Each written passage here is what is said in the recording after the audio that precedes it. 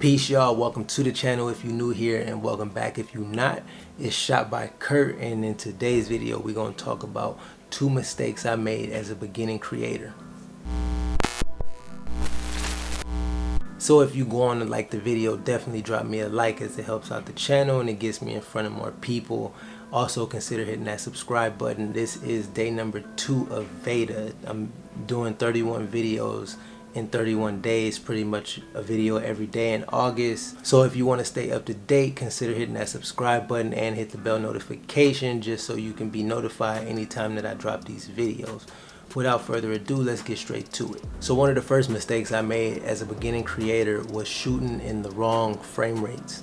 I was shooting everything in 60 frames per second at one point, shooting everything in 30 frames per second at one point, shooting everything in 24 frames per second at one point, and then trying to slow it down.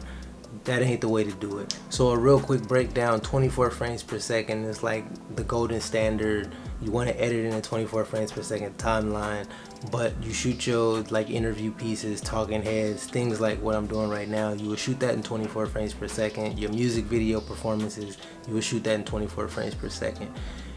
Anything that you want to slow down, shoot it at higher than 24 frames per second, preferably 60 frames per second. You can slow that down 40% of its regular speed when you put it on a 24 frames per second timeline, or if your camera allows you, shoot at 120 frames per second, and then you could slow that down 20% of its original speed if you have it in a 24 frames per second timeline.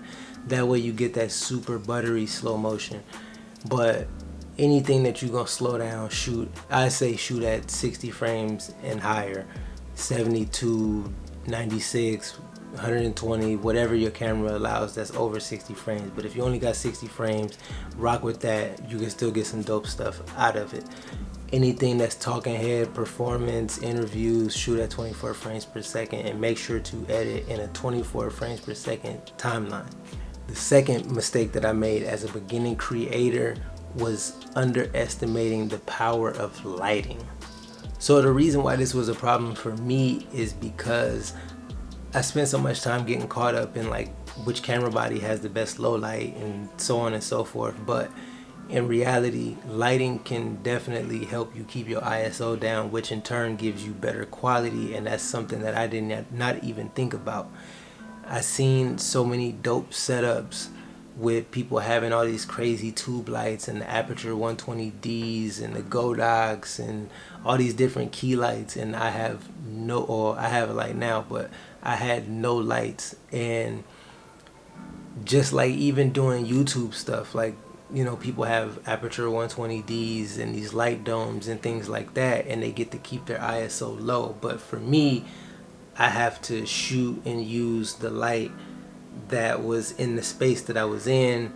In this case, it's not that bad because I'm right here by the window, and then the window is bouncing off the wall, so it's kind of filling my face in. But when I was shooting in my other space, like I had to use the light that I had in there. So the overhead light was a tungsten light, and then I had my LED strip around my desk, and that kind of gave like some light in the background. But the first light just wasn't flattering. And watching everybody else's videos, like they have these lighting setups, they have the lights in their room turned off, and everything just looks great because they have the key light and then they have the little color lights as an accent in the background. So that right there just showed me a lot. Like my videos didn't look up to par like everybody else's, and not saying that I'm trying to copy them, but it's just a pleasing aesthetic. It's a lot more pleasing than just using the tungsten light that we got right here. Now if you don't have lighting, obviously do what you got to do, because that's what I did. Like I did what I had to do. I have a light now, and luckily I don't need to use it because where I shoot, like I said, I have my window. It bounces light, it fills in. But if you don't have a light and you have a solid camera, solid glass, lighting should definitely be the next thing that you look into. It'll definitely help your production out, and that was something that I underestimated crazy.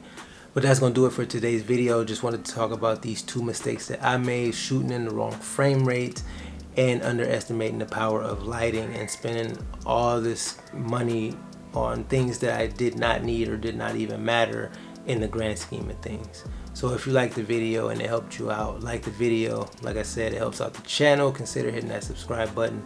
This is day number 2 of VEDA, video every day in August. I will catch y'all in tomorrow's video. Peace.